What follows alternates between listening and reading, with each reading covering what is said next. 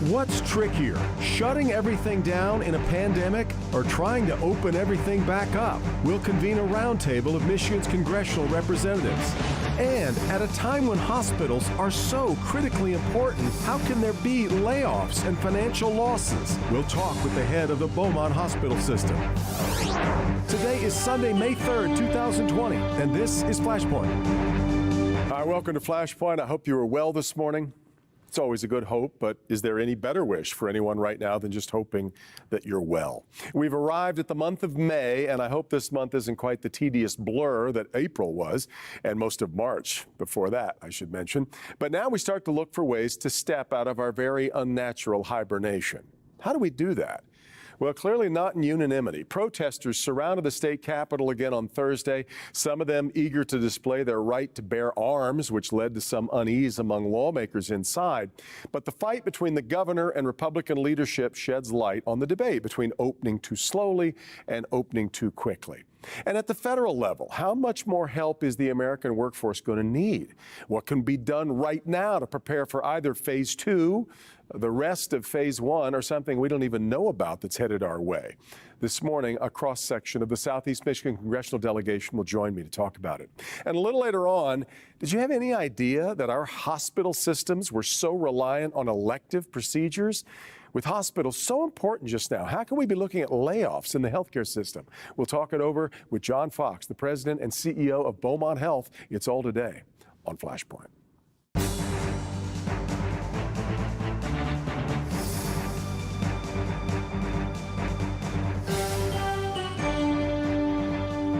All right, let's start this morning by convening a conversation with 4 of Michigan's representatives to Congress. I am so glad they could all join me today from their various locations. We have with us from the 7th District, Republican Tim Walberg, you see in the upper left of the quadrant there. Republican from the 10th District, as we move to the right, Paul Mitchell. From down below Congressman Walberg, you see from District 12, Democrat Debbie Dingell. And in the lower right-hand corner of the quadrant, from the 14th District, Democrat Brenda Lawrence. Thank you all so much for being here. I really appreciate it. Congressman Walberg, let me start the conversation with you. And I'm curious your thoughts as to what you watched happen at the state capitol this past week. We've had obviously a lot of people very upset with the stay-at-home orders, but people showing up at the capitol brandishing guns, which they, I guess, are legally able to do. But to many, it was a very wild and troubling scene to some, especially to some of the lawmakers inside. I want to let you all reflect on what we saw this past week. Congressman Walberg, you first. Well, it's good to be with you. It's good to be with my colleagues as well. I look forward to the time when we can get back and see each other daily and even on the plane flights as well. What I saw at the Capitol this week and have read about, certainly there are messy spots of being in a free society where we encourage people to voice their concerns, their ideas. And in this case, people were doing just that. Whether they did it appropriately for some people or others, I guess that's for them and others to judge. But what I've been trying to communicate to my constituents is that as we're going through this challenge that's all across the country, but here specifically in Michigan, we ought to be thinking of ways of being smart, of being safe, but remaining free. And I think that was an evidence of freedom, expressing to their leaders in Lansing their concerns. How they did it could be left to question, but the key is they did it. And I think that's something that we can all rejoice that in America and in Michigan, we can agree or disagree, but we're still free Americans. So stay safe, stay smart, and stay free. Congresswoman Lawrence, what were your thoughts as you watched what happened? When I saw the crowds assembling, I am one who had participated in many public displays of protest. And so I 100% respect and will protect the right to protest. However, when I saw the guns, I didn't understand the value, nor will I support the value of bringing guns into our state house and the gun part of it. And then secondly, this protest is against something to keep people alive. I don't know if these protesters are immune to the fact that people are dying. This is not a political grab. It's an opportunity to protect our community. Here in southeastern Michigan, we have witnessed the deaths of so many people I personally know, my close family, friends, and it's something that it's working. And that's what's interesting. The stay-at-home executive order is working. We are actually bringing down the numbers of deaths. So I just didn't understand what their purpose was. And to say that you're free, you are free in America. You're standing there protesting. But what is the purpose of that protest? Well, let me move up above you there to Congressman Mitchell. Congressman, your district largely made up of the Thumb area, which has not seen as many cases as we've seen in southeast Michigan. I imagine you've got some folks that sympathize with the frustrations that were being voiced. What did you think about what we saw? Well, I've also got part of Macomb County where, in fact, there's a hot spot there in Macomb Township. So I've got both ends of the spectrum, I guess. Yeah. I think the folks toting guns into the Capitol is a distraction. It's a distraction from the issue at hand. It's unnecessary. As Tim said, and Brenda said, well, we respect anybody's right to protest. And yes, protesters can act like morons. But yes, I said that on purpose. It distracted from the issue. The issue at hand is the objective of the stay-at-home orders was to flatten the curve and to not have the healthcare system overwhelmed. While we learn more about the coronavirus, the COVID-19, we achieved that. And now it's time to move on. We know who to protect. We know how to protect people from that are high risk. So I understand their frustration. I've expressed the same thing to the governor, obviously not while carrying an AR, that we need to move on. And I think there's ways to do that. But we need to, my opinion, she's micromanaging the economy and it's destructive. It's time to start taking constructive steps to move forward, to reopen our economy and reopen society. Congressman Dingell, it is interesting that Gretchen Whitmer ran on her ability to kind of cross the aisle. She had to as the Senate Minority Leader. And since then, since getting into office, a lot of people have believed that she's kind of become really much more dictatorial in preferring to do things unilaterally. How would you characterize her role in all this? You know, I think right now the American people don't want to see any partisan bickering. This has been a real threat to life in this country. I know that the governor saw some very terrifying statistics modeling from the experts and the scientists about how many deaths could have happened in Michigan and took very seriously the responsibility of trying to save those lives. So I think right now we've got to balance freedom of speech, freedom of the right to protest with what the common good is.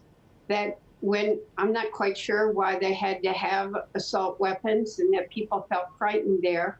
But also we need to continue to physically distance as we go back to work, as Paul talks about, as we slowly reopen the economy, we need to wear masks. We need to keep that physical distance. All of the scientists and the doctors agree with that.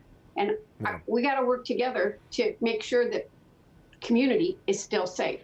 I want to ask all of you what it is most that's keeping you awake at night right now, whether it is thinking about the way that our readiness looked before all of this, which obviously wasn't near strong enough for us to lead the world in cases, which is hard to believe in the most medically advanced and wealthiest country in the world, whether it's the next thing that's coming, whether it's moving too fast or too slowly. What is your biggest concern right now, Congressman Walberg, would you say, that's really nagging at you?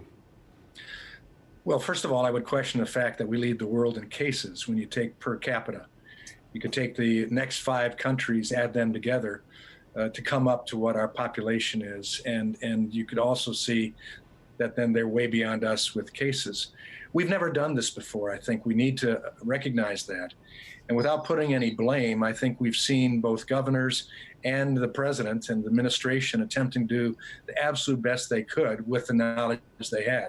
I mean, you cannot debate the fact that the president's team or the vice president's team is made up with people that truly know what they're talking about and are serious-minded scientists as well as medical personnel.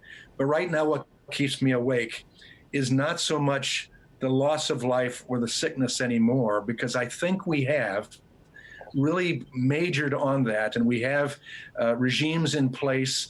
We have PPE that's really ramped up. We have more ventilators than we actually need right now. The hospitals aren't being surged anymore. In fact, very few of them in the state were surged here.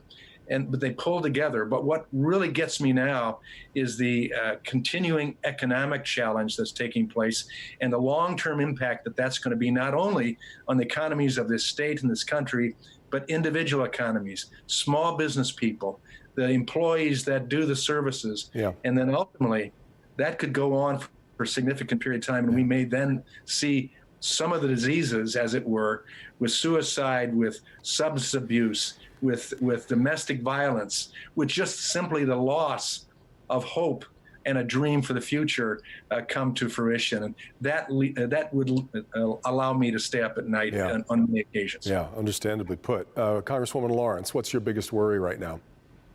My biggest worry is one of the small businesses that are they going to survive? Detroit, we've been bragging about this being a comeback city, and it's been on the back of these small businesses and entrepreneurs that have come to our city. They have only 2 to 5 years investment, and so they don't have that deep base of contingency. I worry about Detroit, and I worry about my small minority businesses. The one thing that keeps me awake is the mental health. The mental health of children who are at home saying, why can't I go visit? What's happening? The people who are losing their loved ones and not being able to grieve and go through a funeral process. As we open up the doors, there's so many people who are broken from this. The stress of going through having the disease, the virus, and wondering if you're going to live or die. I wonder about this country's mental health. Yeah. Congressman Mitchell, what are you pouring over with your worry beads right now? Sure. Well, I would agree with both Tim and Brenda. The long-term economic damage of this, the longer we stay at home, we basically hibernate, the worse the damage is. And it does damage families. I agree, it damages individuals, families, both in terms of their economic well-being, their mental health. The other thing that worries me is that the expectation somehow that the federal government will be able to spend money and make it better. In total, we've put out $5 trillion between what Congress has appropriated and what the Fed has put out in terms of support for business. I want you to $5 trillion. Our national economy on an annual basis is about $22 to $23 trillion a year. And we've already put out $5 trillion trying to support it. We can't keep it afloat forever. With that, one last comment, which is hasn't been mentioned by anybody. Because we're so tied up with this, because of some of the weaknesses people are seeing, we're seeing additional issues with China and North Korea that are disconcerting, and Iran, by the way. When I return, we're supposed to get a classified briefing on that. We're going to work on the National Defense Authorization Act. But there are some concerns in terms of what they're doing over there and our readiness to deal with it. Yeah. We didn't want to be in a state of weakness in terms of our nation, in terms of our focus on things, that, in fact, China does something that can be pretty provocative. And we have some issues. And Congresswoman Dingell, what are your worries right now? I agree with all of my colleagues, but I don't sleep at night. Didn't sleep last night. I'm worried about those that have become unemployed and whether they're going to be able to get another job. I worry about the small restaurant owners and the small businesses that don't know if their businesses are ever going to open again. I've been working very closely with the UAW, the autos, and the suppliers on the need to reopen. But when you reopen, how do you keep those workers safe, particularly people with pre-existing conditions? How do we bring the supply chain back to this country so we never are dependent on foreign countries again? They were in this crisis. We have a lot of problems ahead of us, and we can't allow the peak to return. We've got to keep the number of cases down and keep people safe at the same time. I've only got about 2 minutes left, so if everybody could be pretty quick on this last question I want to get to, and this is about unemployment. In fact, your colleague, Dan Kildee, this past week put forth a bill to expand yet another layout of money for unemployment benefits, but we have so many people, the anecdotal, what we're hearing here at the station is still so many people who cannot get through, who there's the money we know has been set aside for them, and yet the backlog has created a logjam, and so many people who need the money are being separated from it. Congressman Walberg, what can we do about that? Get people back to work.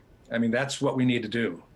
We need to do it safely. We do need to do it smart, but we need to get this economy going again. I agree with my colleagues about the concerns that we have there, but ultimately this country does not work without working. And the best way to get the problem off the unemployment insurance system in this state and they've had problems dealing with something they've never had to deal with at this amount of applications, is get people back. I think their employers, we all listen to what Ford Motor Company has planned to do. Amazing stuff in trying to get their people back and do it in a safe way. A lot of businesses are doing that. It's time for our state government to say, let's take the rheostat, the dimmer switch, turn it, and get the economy going with people back to work. Then we won't have to worry about UI. I apologize. I'm running out of time, and I really want to try and get around here really quickly. Congresswoman Lawrence. Absolutely. We need to have a strategic plan for people to return to work safely. But in addition to that, there are some gaps in our administration that we must address. They're not functioning properly, and it's just deplorable how the Small Business Administration failed on many levels. They're working hard, but we've got to do a better job of it with structuring and having an efficient government. Is there anything, Congressman Mitchell, that we can do logistically to get this funnel connected to where it needs to go? I think weeks ago they should have seen the writing on the wall. The state was slow in getting out additional help, getting additional call center, any of that. What's deplorable, Brenda, is the fact that the UI system is a tragedy. It's a train wreck. And I personally know people that have been there 6 weeks and still think they got a card, they have a check, people can't get through. The other thing we absolutely have to do, David, is we have to work on strategies to minimize exposure for at-risk populations, while, as Tim said, get people back to work. And Congresswoman Dingell, you get the last word. I'm going to be very quick. 1 million checks have gone out as of this week. The system was broken, wasn't ready for these kind of numbers. I'm going to give you a very practical piece of advice. 100,000 people have had to be called back. The carriers are calling it spam. Answer your phone. You can hang up if it's not spam, but there are people that are trying to call back.